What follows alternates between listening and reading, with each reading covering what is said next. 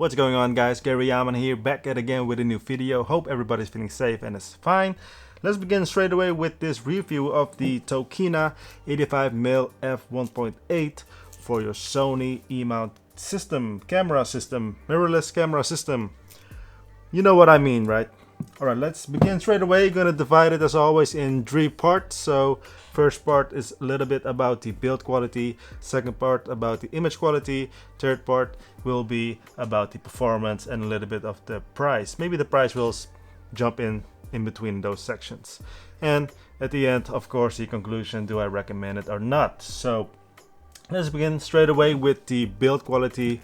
And as you see, it is quite a big lens, quite a heavy lens as well, but not too heavy, and it's actually a copy of the Viltrox F1.8 lens that came out somewhere last year, I think, which I also reviewed, and I think that is the best budget option if you want to have an 85mm F1.8 lens for your Sony E-mount camera system.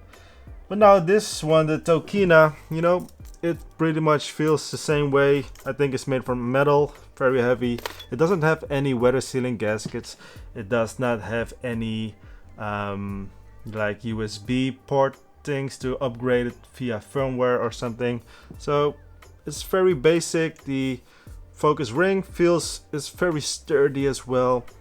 It works pretty well when you do manual focus things, but it's a little bit too sturdy. You have to turn it around quite a lot before you focus on things. I just found out yesterday. This when you turn off your camera with this lens, then suddenly it will turn on just a little bit for 1 second and then it will turn off completely.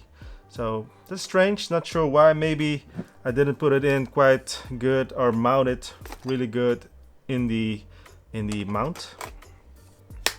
So you have to press it real good just to have it. Alright, so that's a bit about the build quality.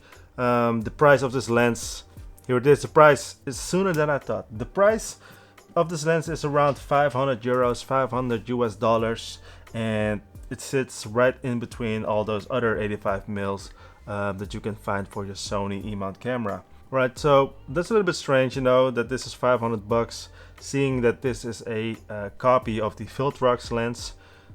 Pretty much it looks the same, it feels the same, and yeah, but the price is really different. The Viltrox will cost you around 350 bucks or so, and this one will cost around 500 bucks. So that's really a huge difference if you are on a tight budget. And the 85mm range is very popular for portrait shooters, portrait photographers.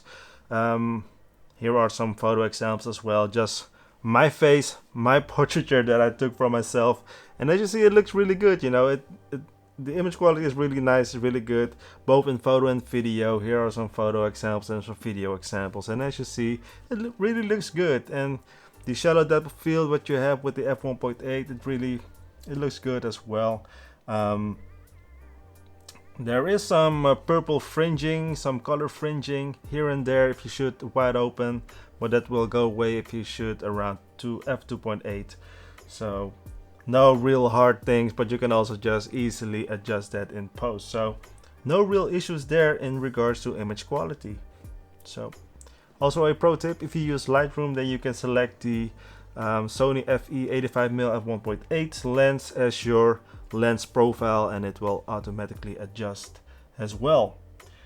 So build quality is nice, just as the Viltrox. Image quality very nice as well. The bokeh that you can see, the background that is going to render out, looks really good as well. So no complaints in image quality. In terms of performance, this lens works really well.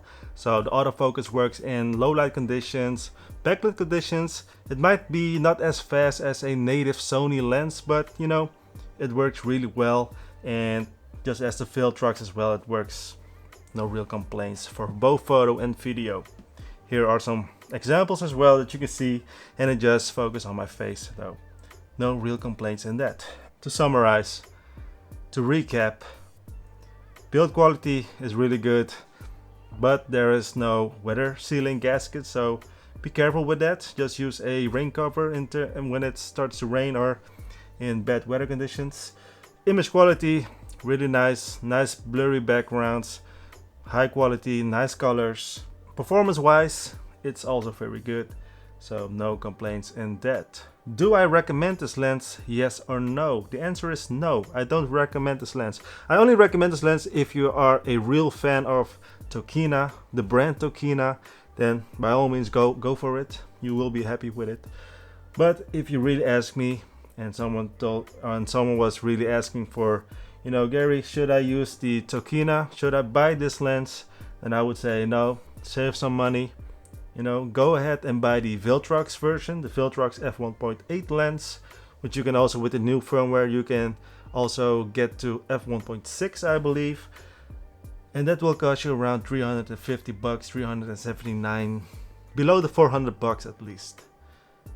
But if you don't want that Viltrox, you can buy the Sony 85mm F1.8, which is also much lighter, and I don't think it has a weather sealing gasket, but you know, the autofocus is better.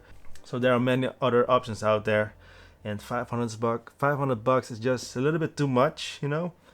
And Samyang 85mm F1.4, that sometimes comes in that range of 500 bucks from time to time, especially I think now with the summer vacation is coming, and then they got some summer cashback actions. That one is a real winner in terms of image quality, performance, and all those good stuff. So yeah, a little bit of a strange, maybe a strange review. You know, sometimes there's just too many of the same thing in the market, and this one just falls in between. So yeah, this is a tough sell, as they say, right? In the US, a tough sell. It's hard to sell this thing if there are so many other out there. This sits right in between. You got very good cheap ones and very high quality expensive ones, and this one sits in between. Like, you don't want to have this. You want either high quality, high price stuff, that range, or you want low budget stuff but with high quality as well. Nobody wants to sit in the middle. Alright, I think that's all. I think that's all, guys. Thank you again for watching. Subscribe if not already. Like the video, comment down below, and there's more to come. What's coming next? Tamron 35mm F2.8 review, and of course the GH5 from Panasonic. I'm filming with the GH5 right now, and from a Sony standpoint, I'm not sure what to think of it. But yeah, find out in the next episode.